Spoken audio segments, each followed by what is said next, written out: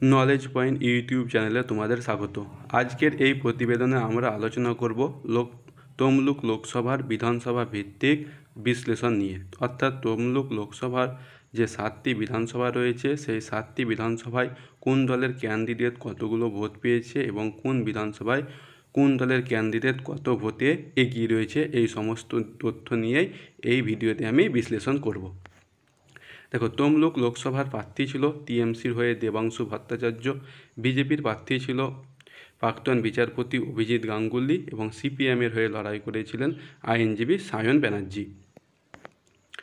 তমলুক লোকসভার যে 7টি বিধানসভা কেন্দ্র ছিল সেই 7টি বিধানসভা কেন্দ্র হলো তমলুক বিধানসভা কেন্দ্র, পাঁশকুড়া পূর্ব বিধানসভা কেন্দ্র, ময়না বিধানসভা কেন্দ্র, নন্দকুমার বিধানসভা কেন্দ্র, মহিষাদল বিধানসভা কেন্দ্র, হলদিয়া বিধানসভা কেন্দ্র এবং নন্দীগ্রাম বিধানসভা কেন্দ্র।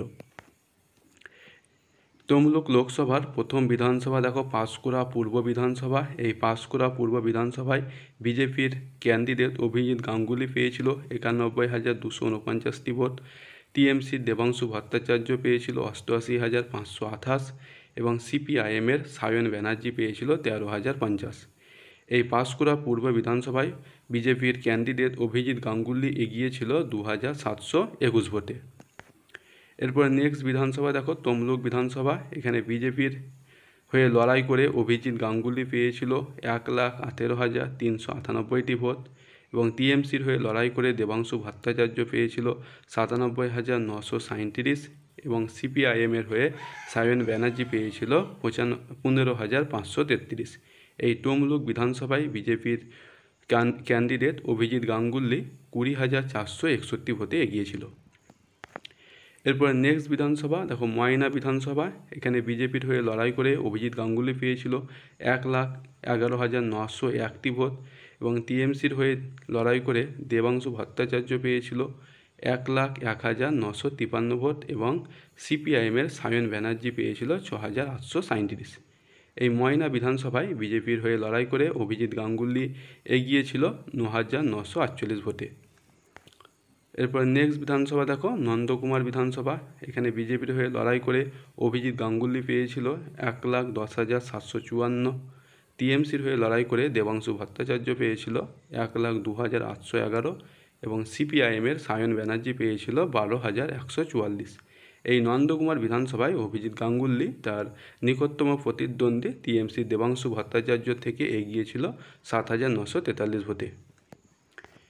এরপরে নেক্সট বিধানসভা দেখো মহিষাদল বিধানসভা। এখানে বিজেপির হয়ে লড়াই করে অভিজিৎ গাঙ্গুলি পেয়েছিল 1,05,999টি ভোট, টিএমসি দেবাংশু ভট্টাচার্য পেয়েছিল 96,545টি ভোট এবং সিপিআইএমের সায়ন ব্যানার্জি পেয়েছিল 11,791টি ভোট। এই মহিষাদল বিধানসভায় অভিজিৎ গাঙ্গুলি তার নিকটতম প্রতিদ্বন্দ্বী টিএমসির দেবাংশু ভট্টাচার্য থেকে 9,454 ভোটে এগিয়েছিল।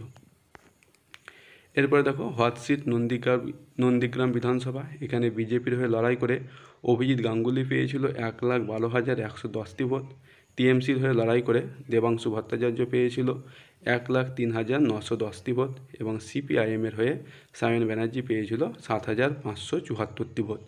এই নন্দীগ্রাম বিধানসভায় বিজেপির অভিজিৎ গাঙ্গুলি এগিয়েছিল 8,200 ভোটে।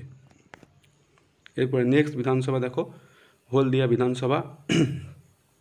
এখানে বিজেপির অভিজিৎ গাঙ্গুলি পেয়েছিল 1,10,772টি ভোট, টিএমসির দেবাংশু ভট্টাচার্য পেয়েছিল 92,271টি ভোট এবং সিপিআইএমের সায়ন ব্যানার্জি পেয়েছিল 17,846। এই হলদিয়া বিধানসভায় অভিজিৎ গাঙ্গুলি বিজেপির ক্যান্ডিডেট এগিয়েছিল 8,501 ভোটে। এরপরে দেখো পোস্টাল ব্যালটের মাধ্যমে যে ভোট হয়েছিল সেখানে বিজেপির অভিজিৎ গাঙ্গুলি পেয়েছিল 4,401টি ভোট, টিএমসির দেবাংশু ভট্টাচার্য পেয়েছিল 3,896 এবং সিপিআইএমের সায়ন ব্যানার্জি পেয়েছিল মাত্র 615। এই পোস্টাল ব্যালটের হিসাবে বিজেপির ক্যান্ডিডেট অভিজিৎ গাঙ্গুলি এগিয়েছিল 505 ভোটে। তমলুক লোকসভার যে 7টি বিধানসভা কেন্দ্র ছিল সেই 7টি বিধানসভা কেন্দ্রের মধ্যে 7টিতেই বিজেপির অভিজিৎ গাঙ্গুলি এগিয়েছিল এবং টিএমসির দেবাংশু ভট্টাচার্য 7টির মধ্যে 0টি বিধানসভা অর্থাৎ কোনো বিধানসভাতে এগিয়েছিল না। একইভাবে সিপিএমের সায়ন ব্যানার্জি কোনো বিধানসভাতে এগিয়েছিল না।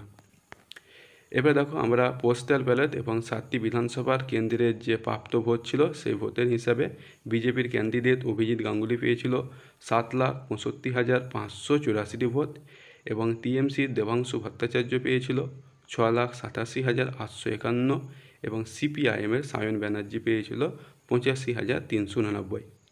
এই প্রাপ্ত ভোটের হিসাবে তমলুক লোকসভায় অভিজিৎ গাঙ্গুলি তার নিকটতম প্রতিদ্বন্দ্বী টিএমসির দেবাংশু ভট্টাচার্য থেকে এগিয়েছিল 77,733 ভোটে। সম্পূর্ণ ভিডিও দেখার জন্য ধন্যবাদ। এরকম আরও ভিডিও দেখতে চাইলে চ্যানেলটিকে সাবস্ক্রাইব করে রাখুন।